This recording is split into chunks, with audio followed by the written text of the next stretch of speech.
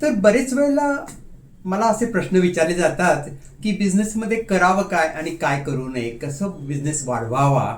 एक मात्र मला तुम्हाला सांगायचं आहे की बऱ्याच वेळेला काय होतं माहिती आहे का, की आपण जे स्मॉल बिझनेस ओनर्स असतो ना, त्याला आपल्याला असं वाटतं की आपल्या खेरीज ही गोष्ट कोणी करू शकणार नाही इतर, म्हणून आपण रात्रंदिवस काम करत असतो. आणि नुसतं जर आपण काम करत राहिलो आजच्या प्रश्नावरती, तर मग पुढचं जे काही व्हिजन असतं, गेले पुढच्या 5 वर्षामध्ये माझी कंपनी कुठं असणार आहे, कशी असणार आहे, तिथं आपण कसे पोचणार आहोत, या ओनरला एक ते व्हिजन असावं लागतं. त्याच्यासाठी ते डोकं क्लिअर असावं लागतं.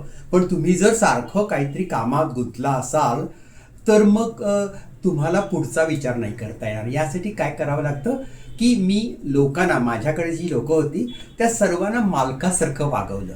अशा रीतीनं जेव्हा मी लोकांना अथॉरिटी दिली की तुम्ही मालकासारखं काम करा, त्यांनी इतकं सुंदर काम केलं आणि मग माझं ओझं जरा खूप कमी झालं. आणि त्यामुळं बिझनेस कुठं न्यायचा, काय करायचा, स्ट्रॅटेजी जी असते त्याच्यावर मी भर देऊ शकलो. रोजचं डे टू डे जे काही कामं असतात ती लोकांनी खूप आनंदानं उचलली. आणि त्यामुळं माझा बिझनेस अगदी $75,000 ते 200 मिलियनपर्यंत वाढला.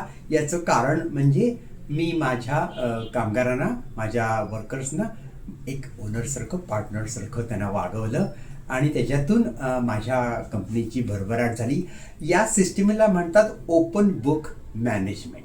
तर तुम्ही जर याच्याबद्दल माहिती काढली ओपन बुक मॅनेजमेंटची, तर तुम्हाला समजेल की कसा बिझनेस आपण शेअर करायचा, बिझनेसबद्दलची माहिती कशी शेअर करायची, म्हणजे लोक त्या बिझनेसमध्ये स्वतःच्या बिझनेस असल्यासारखं प्रेमानं आणि खूप काम करतील आणि त्यांना त्याच्यातून फायदासुद्धा होईल. त्यामुळे जेव्हा माझा बिझनेस शेवटी विकला, तेव्हा त्या बिझनेसमधला एक मोठा त्या आलेल्या पैशामधले मी सर्व पैसे माझ्या कामगारांना वाटले.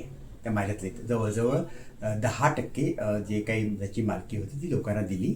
आणि त्यांना मी खरोखर एक त्यांच्या आयुष्यामध्ये या मुळे एक फरक झाला.